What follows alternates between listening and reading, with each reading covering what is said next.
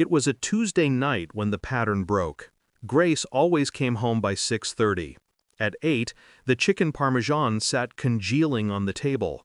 Candles melted to nubs, our anniversary dinner cooling into silence. By 9:17, my phone buzzed with 6 words that dismantled 11 years of marriage. Working late with Cole, don't wait up. Ordinary words, yet they rang false. The timing was off, the phrasing sterile. After 11 years, you develop instincts about these things. The analyst and me recognized an anomaly in the data. I'm Ethan Reed, financial analyst at Hammond & Pierce, Chicago. I find patterns for a living, deviations, trends, irregularities that others overlook. That night, staring at Grace's untouched plate, I realized the same skills that made me successful in finance could just as easily be applied to marriage.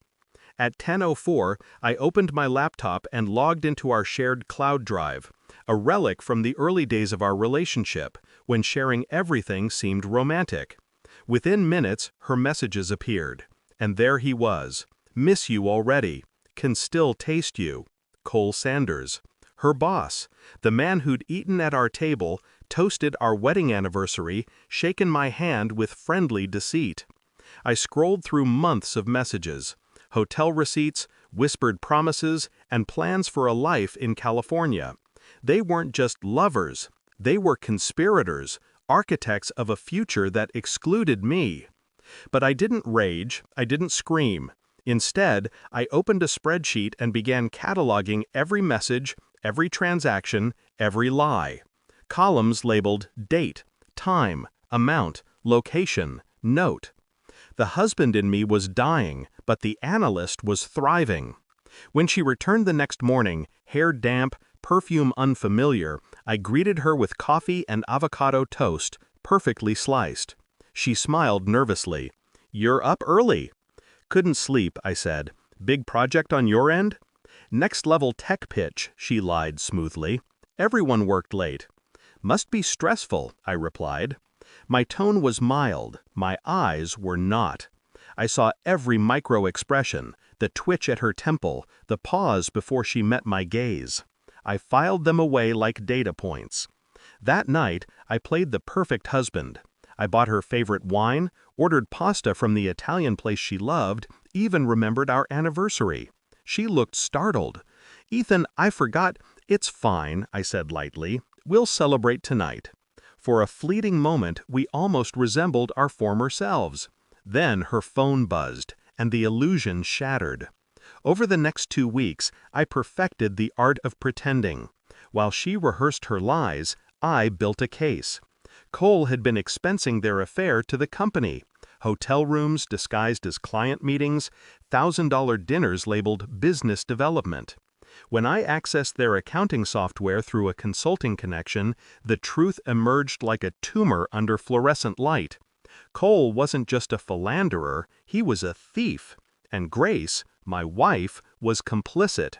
Her signature graced falsified invoices and doctored reports. Whether she knew the full extent or not didn't matter. Her fingerprints were everywhere. That night, I didn't sleep. I didn't need to.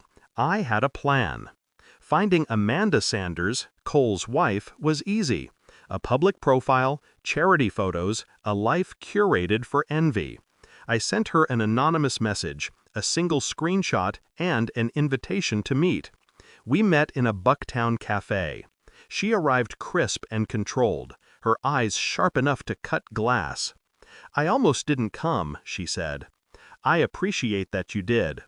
When she saw the folder I slid across the table, texts, receipts, expense reports, her composure cracked just slightly. "My husband," she said slowly, "has been funding his affair with my money?"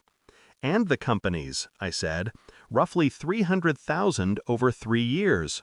She closed the folder, hands trembling only once. "What do you want, Mr. Reed?" "Justice," I said, "and precision." By the time we finished our coffee, we had an alliance. Amanda had access to accounts I didn't. Within a week, she'd delivered everything: bank statements, offshore transfers, shell corporations, all meticulously documented. Grace's role was undeniable. The next step was almost too easy. I made an anonymous call to Grace's firm's compliance hotline, disguising my voice. I mentioned account numbers, false vendors, irregularities in marketing expenses. The seed was planted. 3 days later, Grace came home pale. They brought in auditors, she said, her hands shaking, Coles being questioned. I stirred risotto at the stove, calm as ever. "Audits can get messy," I murmured. "You should be careful." That night I watched their messages upload in real time. Panic, desperation, talk of Cayman accounts and early exits. Each word was a confession. When the arrests came, they came fast. Cole was led from the office in handcuffs. Grace was summoned for questioning. She called me from the station, her voice small. "Ethan, they think I'm involved. I swear I didn't." "Then you have nothing to worry about," I said, and hung up. She came home that night to find divorce papers waiting, alongside printed transcripts of her betrayal, neatly arranged under warm lamplight. Her face went white. "You knew." "I knew," I said, "and I documented everything." She pleaded, wept, lied again. I listened like a scientist watching a failed experiment. "You've ruined my life," she whispered. "No," I corrected, "you did that yourself." 2 days later, her best friend, Melanie, showed up at my door, guilt written all over her face. She confessed that she'd helped Brace hide valuables, even researched countries without extradition treaties. "They were going to take everything," she said. "Empty your accounts and disappear." I thanked her for the truth, recorded her statement, and added it to my file. The pattern was complete. Cole received 6 years for fraud and embezzlement. Grace got 3. The judge said her messages displayed calculation, not coercion. He was right. I sat in the back of the courtroom as the gavel fell. She looked back at me once, eyes filled with something between rage and regret. I felt nothing. Months passed. I sold the house, left my firm, and started a consultancy on corporate fraud prevention. Irony suited me. The world now paid me to detect the kind of deception that had destroyed my marriage. Sometimes Amanda joined me on my sailboat, New Balance, as we drifted on Lake Michigan. We'd watch the city glow against the water, 2 survivors of the same storm. "Do you ever regret going so far?" she asked once. "No," I said. "Forgiveness is personal. Consequences are universal." She nodded, and we watched the sun sink below the skyline. A year later, I received a letter. Her handwriting, Kentucky postmark.